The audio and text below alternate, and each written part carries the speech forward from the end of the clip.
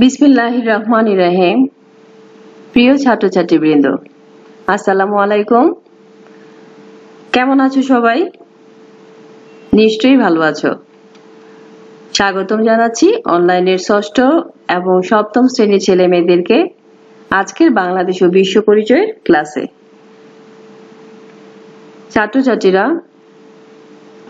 এত বড় বন্ধ, এত বড় একটা গ্যাপ এর আগে আমরা আর কখনো পাইনি। কি একটু মন খারাপ লাগছে?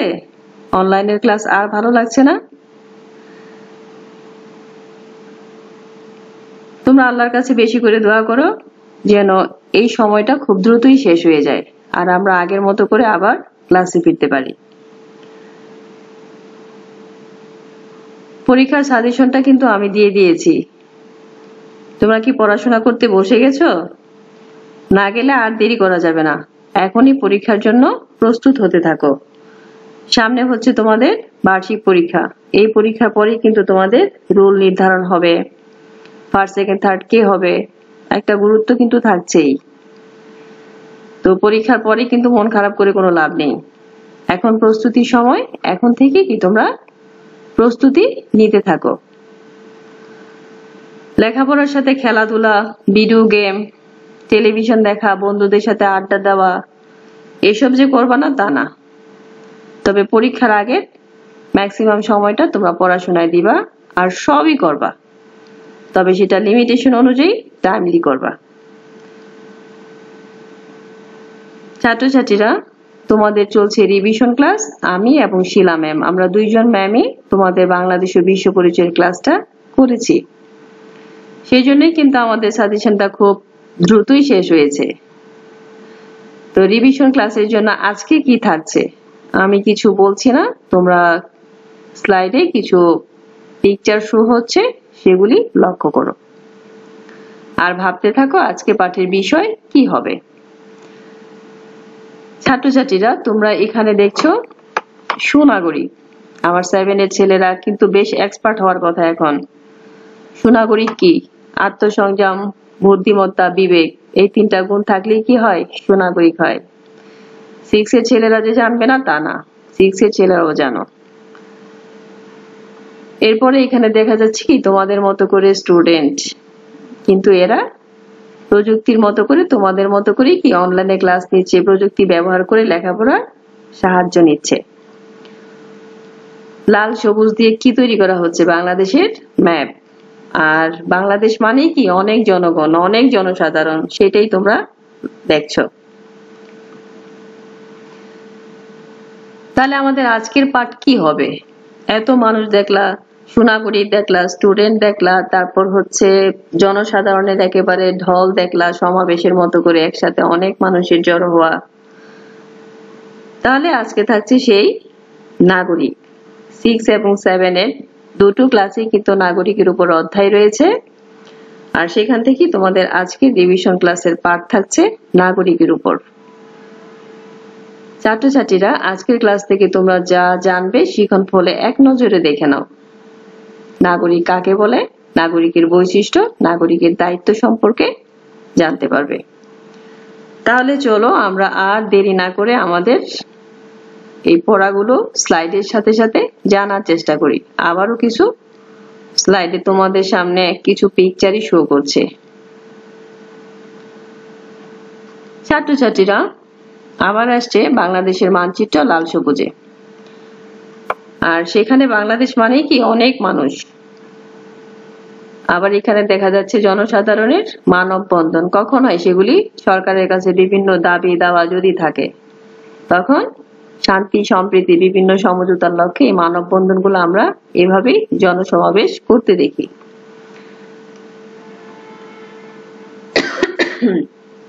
ছাত্রছাত্রীরা, সরি, গলা শুকিয়ে যাচ্ছে, একসাথে 3-4টা ক্লাস রেকর্ডিং করছি তাই। এখানে হচ্ছে বিদেশি নাগরিকের ছবি। তোমরাও বুঝতে পারছো যে আমাদের দেশীয় মানুষ কখনো এমন থাকে না। তো যাই হোক, আমরা পরবর্তীতে যাচ্ছি। কি থাকছে? একক কাজ, নাগরিক কাকে বলে। এখান থেকেই জানবে। তোমাদের জন্য আসছে সলিউশন। সলিউশনে থাকছে স্বাধীন রাষ্ট্রে বসবাসকারী অধিবাসীকে নাগরিক বলা হয়। হ্যাঁ, তোমরা তাই জেনে আসছো। আমিও তোমাদেরকে ক্লাসে যা পড়িয়েছিলাম আর একটু মনে করি। স্থায়ীভাবে রাষ্ট্রে বসবাসকারী অধিবাসীকে কি বলে? নাগরিক বলে। রাষ্ট্রের সদস্য হিসেবে যে কোনো ব্যক্তি নাগরিক হিসেবে বিবেচিত হতে পারে, সেখানে কোনো অসুবিধা নেই। চলো আমরা এর পরবর্তীতে যাচ্ছি। আবারও আসছে তোমাদের সামনে আরো কিছু ছবি। রিভিশন ক্লাস তো, তোমাদের সকল পড়াশোনা হচ্ছে ছবির উপরে।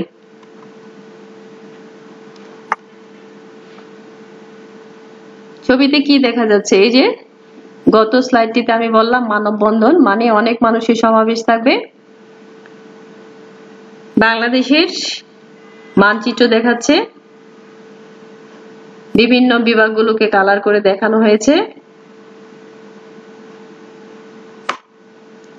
আমাদের জাতীয় সংসদ ভবন, যেখান থেকে আমাদের বাংলাদেশ সরকার আমাদের দেশকে পরিচালনা করেন। আর সরি, চলে গেল, আবারও চলে গেল। ঠিক আছে, আমরা পরবর্তী স্লাইডেই যাচ্ছি। তোমাদের জন্য থাকছে জোড়ায় কাজ। জোড়ায় কাজটা আমরা সরাসরি ক্লাসে করব করোনা পরবর্তী সময়ে। সেখানে থাকছে নাগরিকের বৈশিষ্ট্যের একটি তালিকা তৈরি করো। নিশ্চয়ই পরবর্তী স্লাইডে তোমাদের জন্য সলিউশন থাকছে। জোড়ায় কাজের সলিউশনটা তোমরা দেখে নাও।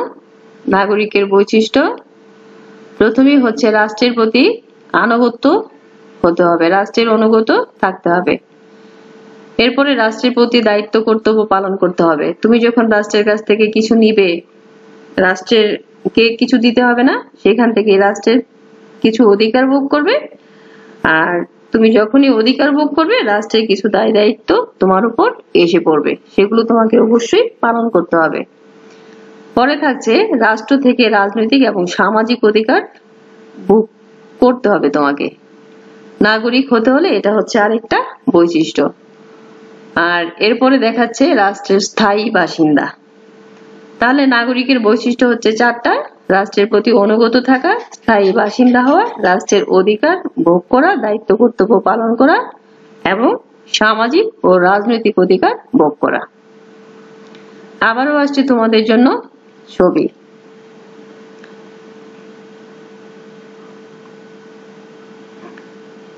ছাত্রছাত্রীরা, আমি একটু আগেই তোমাদের বলেছিলাম কোন একটা স্লাইডে আমাদের জাতীয় সংসদ, যেখান থেকে বাংলাদেশ সরকার আমাদের দেশকে পরিচালনা করে।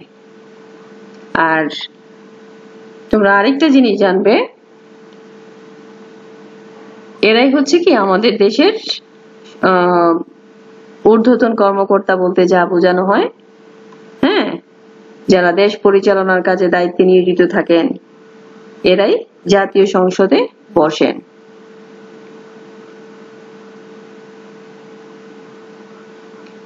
তোমাদের জন্য থাকছে দলীয় কাজ। আমি দলীয় কাজে এখন আর তোমাদের উৎসাহিত করছি না, এগুলো আমাদের করোনা পরবর্তী সময়ে থাকবে, যখন তোমরা সরাসরি ক্লাসে আবার একসাথে হবে।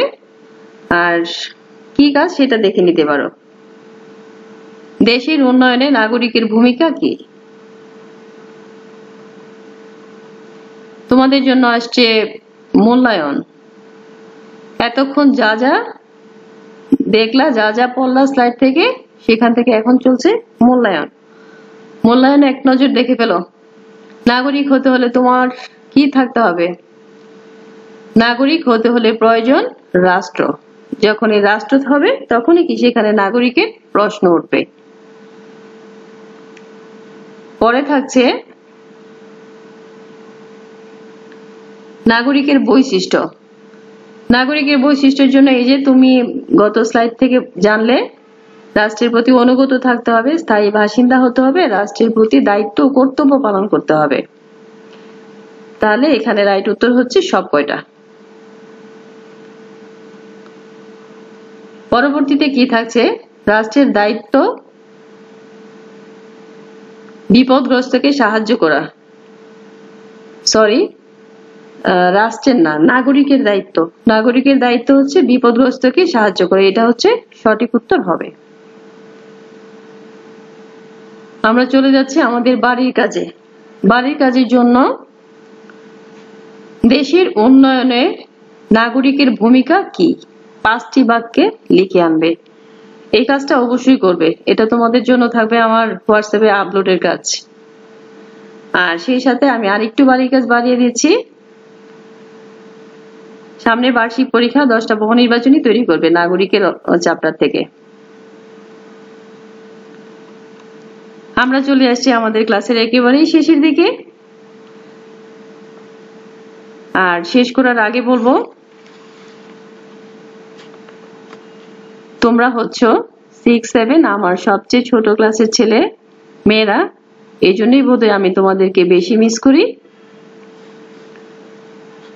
আর এখন থেকে আবারও বলছি, নিয়মিত লেখাপড়া করবে, বার্ষিক পরীক্ষার ভালো প্রস্তুতি নিবে। সবাই মাথায় রাখবে যে ক্লাসে অবশ্যই ভালো নম্বর নিয়ে পরবর্তী ক্লাসে যাবে। স্বাস্থ্যবিধি মেনে চলবে। সবাই খুব ভালো থাকবে। খোদা হাফেজ।